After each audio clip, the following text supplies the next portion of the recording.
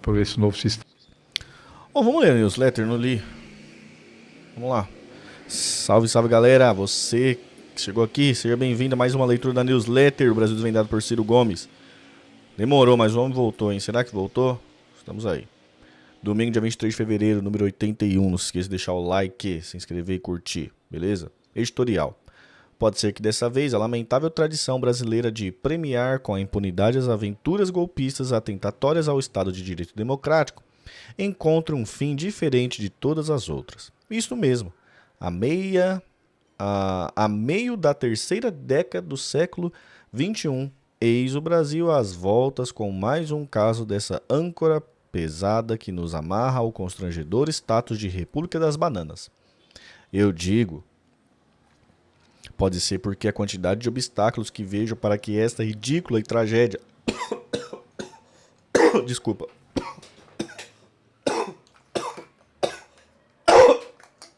Caraca.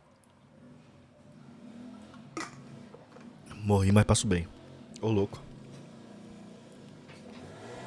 Eu digo, pode ser porque a quantidade de obstáculos que vejo para que esta ridícula e trágica tradição golpista seja encerrada com a punição severa e justa da malta que arduiu a última trama sobre a liderança patética de Jair Bolsonaro, mas com cérebros muito mais malignos e qualificados quanto os generais Helenos Nunes e Braga Neto, passando pelo comandante da Marinha do Brasil, Almir Garnier. É muito grande e bem tortuosa.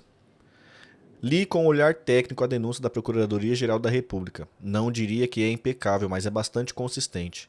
Aceita a denúncia após 15 dias dado pelo relator, ministro Alexandre de Moraes, entraremos na fase do contraditório e da instrução, onde defesa e acusação tentarão sustentar evidências de suas teses. A maior responsabilidade, naturalmente, é da acusação, que terá que produzir provas o mais robustas e incontestáveis possível. Tratar-se de recuperar a presunção de inocência e garantir a ampla defesa, virtude indispensáveis de um procedimento penal respeitável, seja quem for o réu. O crime de golpe de Estado tem uma natureza muito peculiar. Na maioria dos crimes não se pune a intenção. A punibilidade começa a partir da tentativa frustrada por fato alheio à vontade do delinquente. No crime de golpe de Estado, a intenção seguida de atos probatórios, o planejamento, já são bastante para a consumação do crime dada a natureza mesma dessa figura penal.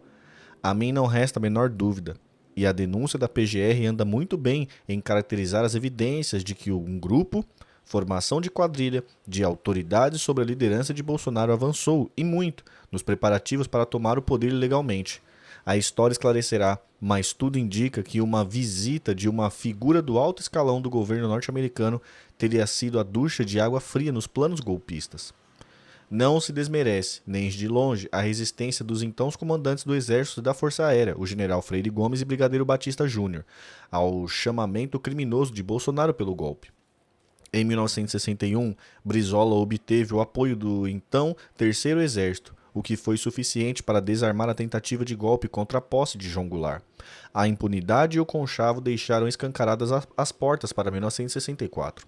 Aliás, talvez o pior dos golpistas, o general Heleno, era um jovem oficial golpista ao lado do general Silvio Frota numa tentativa frustrada de golpe contra a política de abertura do presidente Ernesto Geisel. Foi a tibieza covarde dos presidentes da democracia quem garantiu a promoção ao generalato de quem não honra o juramento da defesa da Constituição. A covardia de Bolsonaro deixou exposto os tresloucados do 8 de janeiro, mas o golpe já tinha fracassado antes. Sai, Pernilongo. Caraca.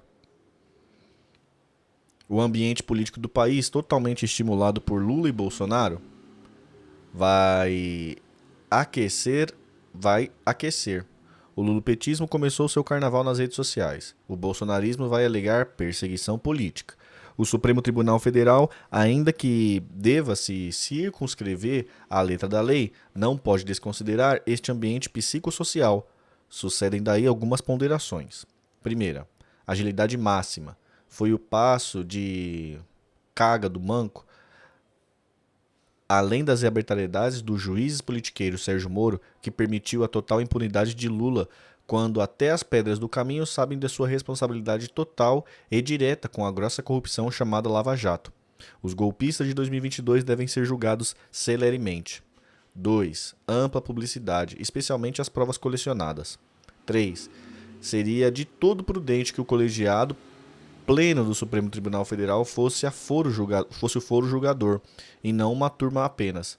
Reforça a institucionalidade e elimina um sem número de recursos legítimos ou meramente procrastinatórios.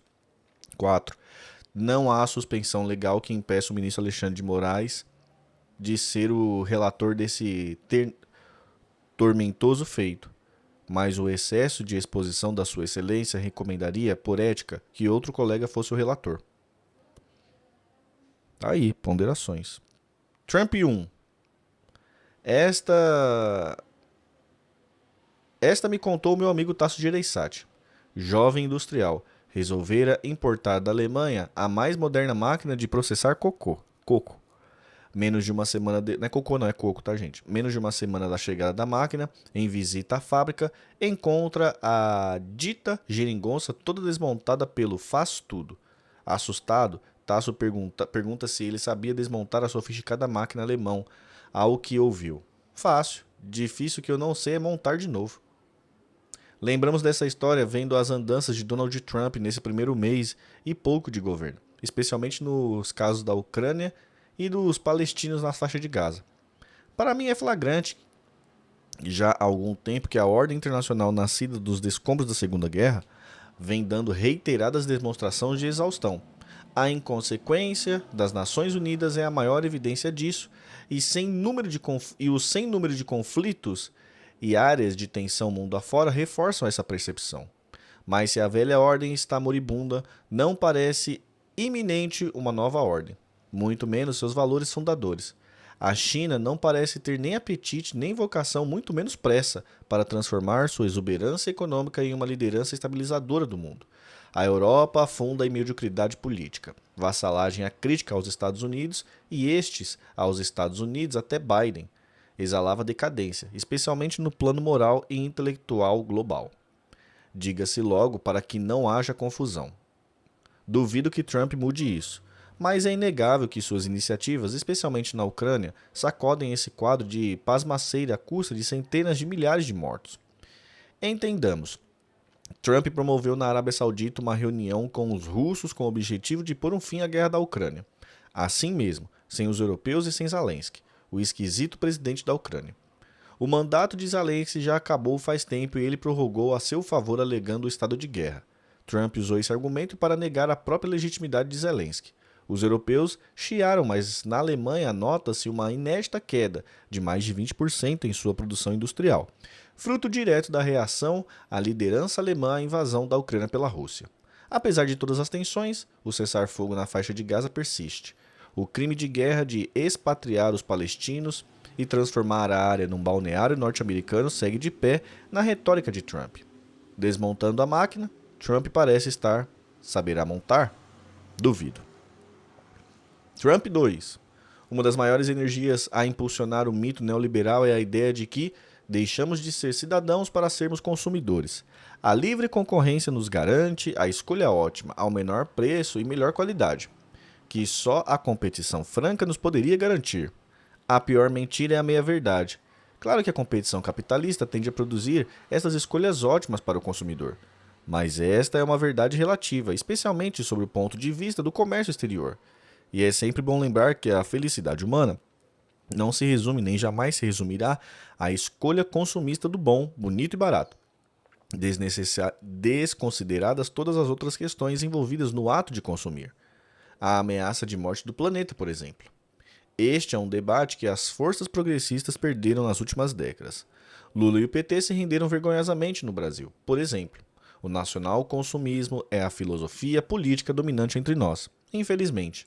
Pois bem, veio Trump e a sua política de distribuir tarifas, barreiras alfandegárias, à torto e à direito. O Brasil toma na testa restrições às nossas exportações de aço e alumínio, por exemplo. Os neoliberais estrilam. Eu, embora preocupado com o Brasil, estou bastante interessado em alguns conceitos que podem ser sedimentar a partir deste tiroteio meio caótico promovido pelo histriônico presidente norte-americano. Primeiro conceito para aprendermos a introduzirmos em nossa inexistência estratégica nacional de desenvolvimento. O mercado interno é um valor estratégico a ser valorizado centralmente e não entregue ao estrangeiro passivamente. Quando Trump espalha tarifas, é valorizando o poderoso mercado interno dos Estados Unidos que ele age.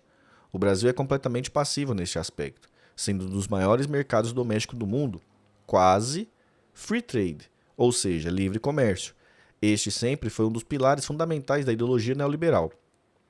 Em meus livros e falas, sempre tentei advertir de que a defesa do livre comércio, especialmente exterior, era uma falácia dada que as condições de empreender e produzir nunca foram globais, como o mito ideológico neoliberal sustentava, e sim dramaticamente nacionais, como a realidade evidenciava. Chama a atenção para 3 condições competitivas centrais a evidenciar o desequilíbrio prático e o caráter ideológico desses valores propagandeado. O free trade, perfil e custo do capital, nível de evolução tecnológica e escala. Se compararmos, por exemplo, juros, retardo tecnológico e o fato de sermos uma economia de pequena escala, 7 em cada 10 empregos são terminados em pequenas empresas entre nós, com as vanguardas mundiais, a assimetria competitiva é devastadora para nós, como efetivamente tem sido. Trump está tirando o véu dessa hipocrisia ideológica. E olha que ele preside uma das nações mais competitivas do planeta. Ainda assim, tarifas. Como a China é a perda de competitividade norte-americana por causa especialmente da escala, com a NAFTA facilitando os acordos lá atrás, com a periferia, Brasil inclusive e outras assimetrias, o valor dominante, proteger o mercado interno e tentar uma reindustrialização local. Para mim, música, o fim da mitologia neoliberal. E olha que o problema agravou-se. Penso que a tarefa da esquerda moderna é criar instituições capazes de apropriar para o povo trabalhador os ganhos disruptivos das novas tecnologias. Hoje, propriedade de meia dúzia de pessoas, quase todas fascistoides. A popularidade de Lula. A impopularidade de Lula. Para quem finge não entender e acha que é só um problema de comunicação, aí vão alguns pontos. Abra o olho, Brasil. 1. Enquanto segues com sua lenga-lenga, Lula e Marina Silva garantem recordes históricos de queimadas no Brasil. Somente em janeiro, o desmatamento da Amazônia cresceu 68%. A população do Brasil toda está vendo o desastre. A população da região norte, principalmente, está sentindo. 2. Apesar da retórica de sempre de Lula, a Petrobras segue cobrando os preços dos combustíveis pelo critério desonesto da paridade internacional, como denunciou Felipe Coutinho, presidente da Associação dos Engenheiros da Petrobras. Desde o anúncio do fim da PPI, em 16 de maio de 2023, os reajustes de maio, agosto, outubro e os 2 de dezembro de 2023, assim como o mais recente de fevereiro de 2025, sustentaram o preço do diesel S10 vendido pela Petrobras igual ou superior na comparação com a estimativa do PPI. Aumento dos combustíveis, aumento do custo de vida do povo brasileiro. 3. O nacional consumismo liderado por Lula está liquidando a economia brasileira. Em 2024, os pedidos de recuperação judicial foram os maiores da história, um crescimento de mais de 60% em relação a 2023. As micros e pequenas empresas foram as mais afetadas, representando 73,7% dos pedidos de recuperação. São milhões de brasileiros e brasileiras afetadas diretamente no seu ganha-pão. 4. O exibicionismo, deslumbramento e identitarismo vesgo da primeira-dama do Brasil não está passando despercebido pela população brasileira, que já rejeita fortemente em pesquisa de opinião. 5. O Brasil atingiu o pior índice de percepção da corrupção desde o início do levantamento feito pela Transparência Internacional. O povo não é bobo, apesar de estar virando cínico pela pregação canalha das elites. 6. Os bancos brasileiros seguem aviltando a população brasileira com seus lucros exorbitantes. O BTG Pactual, por exemplo, queridinho de Lula e Haddad, teve lucro recorde de 12,3 bilhões em 2024. 7. A produtividade do trabalhador brasileiro está no fundo do poço. Em um levantamento com 131 países, o Brasil ocupa o vergonhoso 78º lugar, atrás de Uruguai, Argentina e Chile. Em 2024, o brasileiro produziu o equivalente a menos de 1/4, em termos de riqueza, do que é produzido por um norte-americano. 8. Em mais da metade dos estados brasileiros, há mais ou muito mais pessoas no Bolsa Família do que trabalhando com carteira assinada.